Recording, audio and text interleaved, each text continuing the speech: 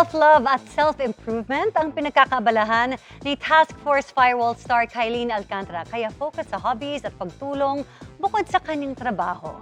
Ang part 2 ng panayam sa cast ng action series na showing na this Monday, ichichika ni Nelson Canlas.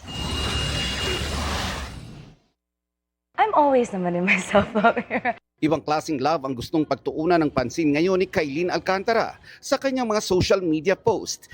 I-flex ni Kylene ang kanyang new passion sa bouldering, ang kanyang pagtulong sa mga nangangailangan, kasama ng ilang trips with friends this summer. Sa kanyang muling pag-upo sa GMA News interviews kasama ang kanyang co-star sa upcoming Kapuso action series na Task Force Firewall, she talked about bits of that newfound love. Are you single? Yes. Ang bilis. Are you single and ready to mingle? I mean, Ate Kylie ko na. She's improving pa. I'm self-improving Yes, pa. So nandun ka pa muna sa single? Oo, dun muna po tayo.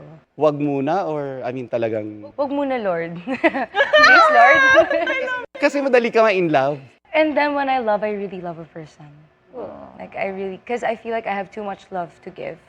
So I just keep on giving and giving and giving. So, Ikaw na muna. Ako na muna. Sa akin muna lahat. No rush. Yes, I'm still young. Actually, it's a paradox nga whenever I say I'm still young kasi I'm still young, so dapat I can, experience a lot of things. I'm allowed to fail still, and I'm allowing myself to make more mistakes, but at the same time, I'm still young, I shouldn't hurry. Naging madamdami ng usapan lalo na ng magawi sa usapang love life. Hindi niya raw hawak ang bukas pero kung papipiliin siya ngayon, mas gugustuhin niyang baguhin ang ilang bagay pagdating sa kanyang magiging relasyon.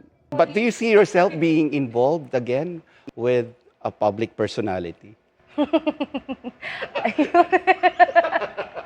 Napaka-sinister nung laugh. With a public personality. Hindi ko po alam.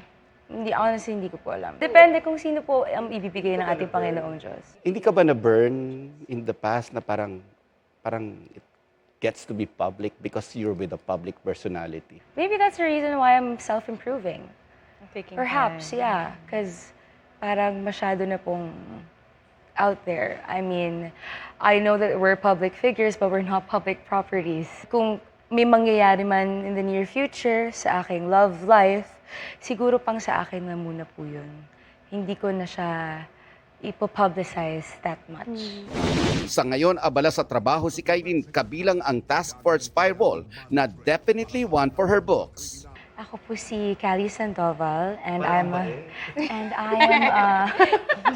a financial analyst po dito sa Task Force Firewall. So, ang ambag ko sa Task Force Firewall is mas more of sa tech. And syempre may mga action scenes din kasi isa yun sa mga parang hindi nila alam na kaya kong gawin. Na kaya ko rin bumarel, kaya ko din mag-arnis. Mas marami pang malalalim na kwentuhan ang mapapanood kasama sina Kylie Padilla, Cheska Fausto at Miguel Tan Felix sa part 3 ng GMA News interviews. Talagang pasabog talaga yung first episode. Tsaka ito yung mga appreciate ko talaga sa work namin na hindi ko siya gagawin on a normal day. Nelson Canlas updated sa Showbiz Happenings.